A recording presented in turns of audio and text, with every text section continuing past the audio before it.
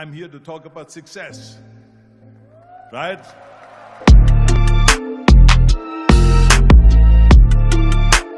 The first rule of success is to have a vision. You see, if you don't have a vision of where you go, and if you don't have a goal where you go, you drift around and you never end up anywhere. It's like you can have the best ship in the world, you can have the best airplane in the world. If the pilot or the captain doesn't know where to go, it would just drift around. It would not end up anywhere, or most likely in the wrong place. So I was very fortunate that I stumbled onto my vision. I mean, as you know, I was born in 1947 in Austria after the Second World War. And I didn't really like Austria when I grew up. I couldn't wait to get out of there. I couldn't see myself becoming a farmer or a worker in a factory or anything like that. Even though my parents wanted me to stay there and have a normal life. My father wanted me to become a police officer like he was. My mother wanted me just to stay there and marry a girl with the name of Heidi, hopefully, and have a bunch of kids and run around like the Van Trapp family in The Sound of Music. But that was their vision, not mine. My vision was totally different. I felt that I was born for something special, for something unique, for something big. You know how great it felt that I knew where I was going? Imagine the majority of people don't know where they're going. When you have a goal, when you have a vision, everything becomes easy. Because remember that in America, for instance, when you study, you will see the percentage of people that like their jobs. 74% hate their job in America. Now, there is not much different when you come to Europe.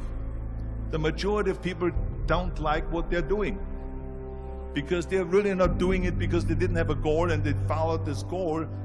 They just aimlessly drift around, and then all of a sudden there's a job opening, so they get that job because you have to work. But then when you work, it's a chore.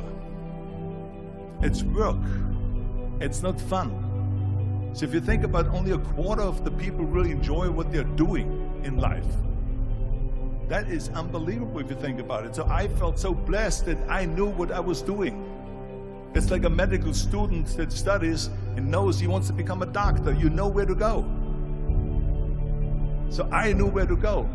So people always ask me, when they saw me in the gym in the pumping iron days, they say, why is it that you're working out so hard? 5 hours a day, 6 hours a day, and you have always a smile on your face.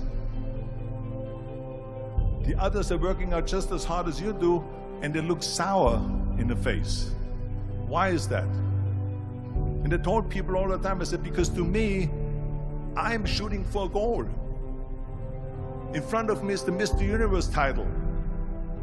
So every rep that I do gets me closer to accomplishing that goal, to make this goal, this vision turn into reality. Every single set that I do, every repetition, every weight that I lift will get me a step closer to turn this goal into reality. So I couldn't wait to do another 500-pound squat. I couldn't wait to do another 500-pound bench press. I couldn't wait to do another 2,000 reps of sit-ups. I couldn't wait for the next exercise, for the next half hour of posing and all the kind of things that you have to do to be a champion. And with the age of 20, I went to London and I won the Mr. Universe contest as the youngest Mr. Universe ever. And it was because I had a goal. So let me tell you something, visualizing your goal and going after it makes it fun. You got to have a purpose no matter what you do in life. You got to have a purpose. So that's rule number one, have a vision. Rule number two is, don't listen to the naysayers. Don't listen to the naysayers.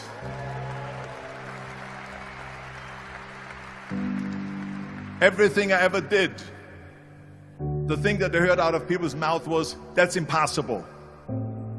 That can't be done. Or no.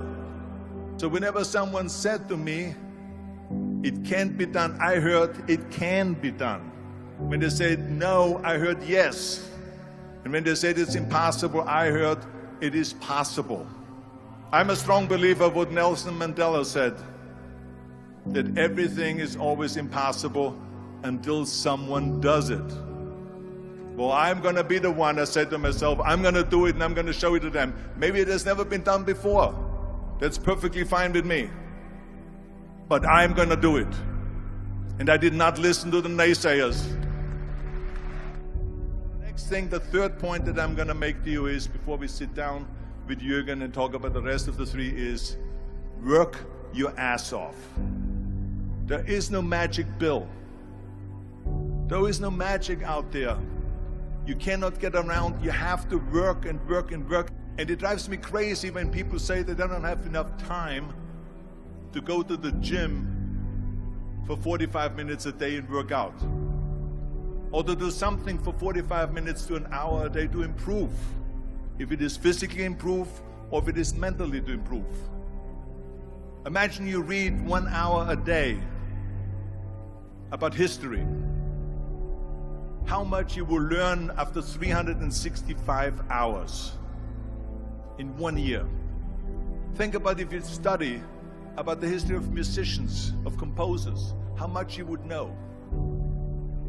Imagine if you would work on a business, on some business that you want to develop every day for an hour. Imagine how further along you will go and get. So it drives me nuts because we have, when people say we don't have the time, we have 24 hours a day. We sleep 6 hours a day, so that gives you still 18 hours. And there's someone shaking their head out here in front to say probably, I don't sleep 6 hours, I sleep 8 hours, right? Or just sleep faster.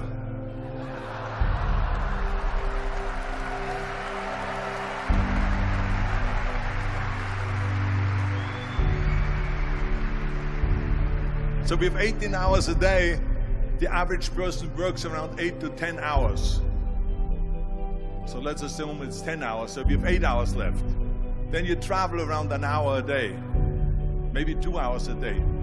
So now you have still 6 hours left. So what do you do with the 6 hours? What do you do with the 6 hours? Then we eat a little bit, then we schmooze a little bit, talk a little bit to people and all that stuff. But you can see how much time there is available if you organize your day. So you got to work hard. I mean, let me tell you something. When I went to America, I went to college. I went and worked out 5 hours a day. And I was working on construction. Because in those days in bodybuilding, there was no money. I didn't have the money for food supplements or anything. So I had to go to work. So I worked on construction. I went to college. I worked out in the gym, and at night from 8 o'clock at night to 12 midnight, I went to acting class 4 times a week. So I did all of that. There was not one single minute that I wasted. I became very friendly with Muhammad Ali in the 70s. And Muhammad Ali worked his butt off. And I saw it firsthand. And I remember that there was a sports writer that was there in the gym when he was working out and he was doing sit-ups. And they asked him, how many sit-ups do you do? And he said, I don't start counting until it hurts. Now think about that. He doesn't start counting his sit-ups until he feels pain. That's when he starts counting. That is working hard. And so you can't get around the hard work. It doesn't matter who it is. As a matter of fact, I believe what Ted Turner said, work like hell and advertise.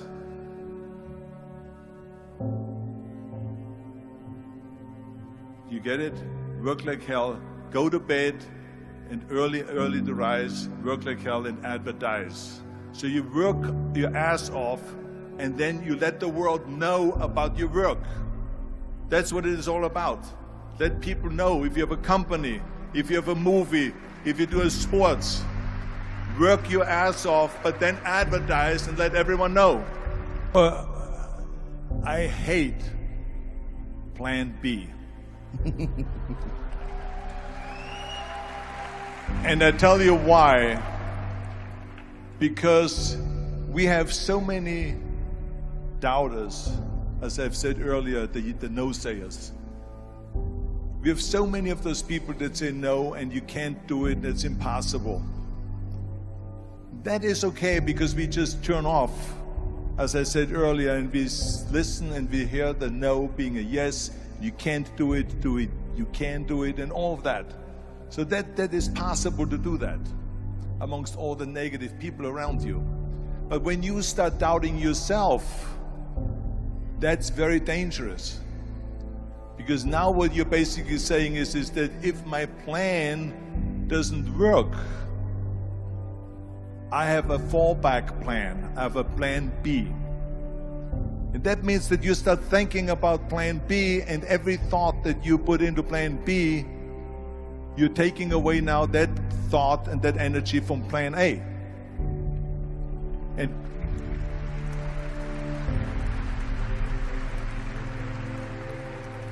And it's very important to understand that we function better if there is no safety net, because plan B becomes a safety net. It says that if I fail, then I fall and I get picked up and I have something else there that will protect me. And that's not good, because people perform better when there's no safety net.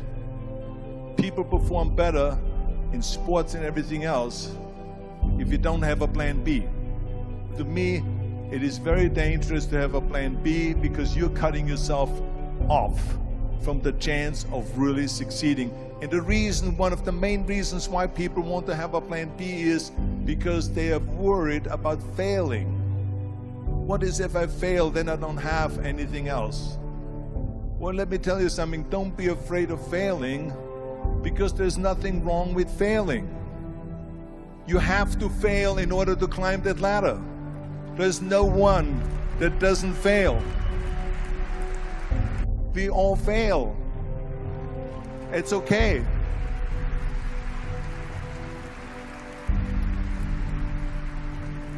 What is not okay is that when you fail, you stay down. Whoever stays down is a loser. And winners will fail and get up, fail and get up, fail and get up. You always get up. That is a winner.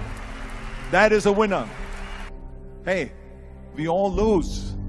We all have losses. This is okay. And this is why I say don't be worried about losing, because when you're afraid of losing, then you get frozen. You get stiff. You're not relaxed.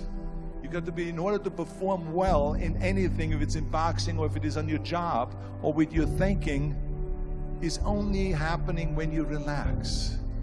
So relax. It's okay to fail. Let's just go all out and give it everything that you got. That's what it is all about. So don't be afraid to fail. This is one of my 6 rules to success. You can only feel complete as a person if you think about what can you do for your fellow member around you that maybe needs help. I felt like that. Everyone has a different motivation why you get into that. I was an immigrant going to America, and I saw how America was the most generous country in the world. I mean, they opened up their arms to me, they helped me, they invited me for Thanksgiving dinner. The people, they brought me, the bodybuilders in the gym brought me plates to my apartment because I had no plates, I had no silverware, I had no bedware, I had no pillows, I had no blanket, I had no TV, I had no radio, I had nothing. They brought it to my apartment. They helped me. And I saw that firsthand, this generosity in America. And I said to myself, as an immigrant that is being embraced with open arms, that I need to go and make sure that I give something back.